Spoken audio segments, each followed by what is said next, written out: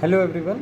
तो आज हम डिस्कस करने जा रहे हैं किंगडम फंगाई के एग्जांपल्स को याद करने की ट्रिक्स।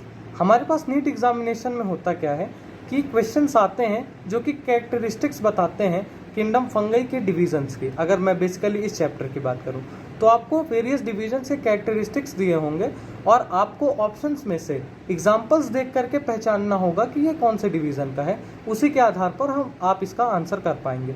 तो मैं आपको बहुत शॉर्ट ट्रिक्स बताऊंगा जिनसे आप इजीली मेमोराइज कर सकते हैं। तो चलिए मैं आपको ट्रिक्स बताता हूँ।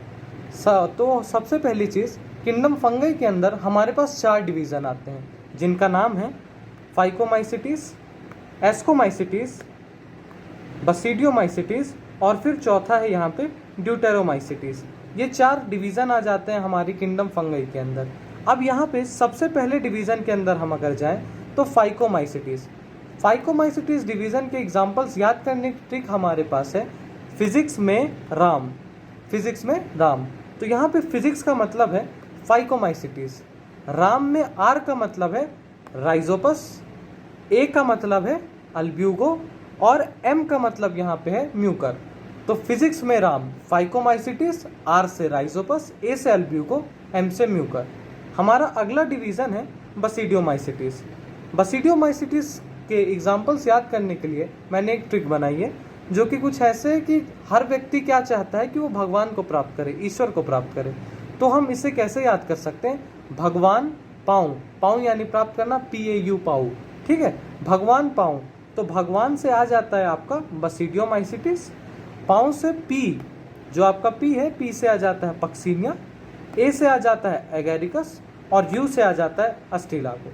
यहाँ पे आपके 2 डिवीजन्स आपको याद हो जाते हैं और ये इतनी इजी ट्रिक्स हैं, इतनी शॉर्ट ट्रिक्स हैं जो कि आपको भूलेंगे नहीं अगर आप एक बार अच्छे से इन्हें कर लें। हमारे पास अगला डिवीज़न जो आता है वो है ड्यूटेरोमाइसिटीज। ड्यूटेरोमाइसिटीज को याद करने की ट्रिक है डॉग कैट। जब भी आप डॉग को देखते हैं या कैट को देखते हैं तो इन दोनों का नाम आपके मन में एक साथ ही आता है, तो ये ट्रिक काफ़ी इजी है याद करने के लिए। तो डॉग कैट, डॉग से क्या आ जाता है? ड्यूटेरोमाइसिटीज, और कैट में C से आता है कोलिटोट्राइकम, A से आता है अल्टरनेरिया और T से आपका यहाँ पर आ जाता है ट्राइकोडर्मा। तो इसी के साथ आपके 3 डिवीज़न यहाँ पे कंप्लीट होते हैं। अब इसके बाद यहाँ से आपके 2 अप्रोचेस हो सकते हैं। एक तो आपने इन तीनों डिवीजन्स को याद कर लिया, तो फिर जब आप जैसे ही क्वेश्चन देखेंगे आपको समझ आ जाएगा अगर इन 3 डिवीज़न का नहीं है तो एग्जाम्पल जो है वो एस्कोमाइसिटीज का होगा, जो डिवीज़न बच गया। और दूसरा अप्रोच ये होता है कि आप सारा याद करें, जो कि ज़्यादा बेहतर अप्रोच है, क्योंकि कभी आपको कंफ्यूज करने के लिए कोई अलग एग्जाम्पल भी दिया जा सकता है।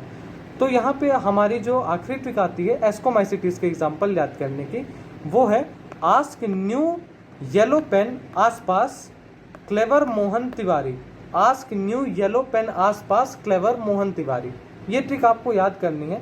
यहाँ पे आस्क से आपका आता है एस्कोमाइसिटीज, न्यू से आता है न्यूरोस्पोरा, येलो से आ जाता है ईस्ट, पेन से आ जाता है पेनिसिलियम, आसपास से आपका आ जाता है एस्परजिलस, क्लेवर से आपका आ जाता है क्लेविसेप्स, मोहन से आ जाता है मॉरेल्स और तिवारी से आ जाता है ट्रफल्स।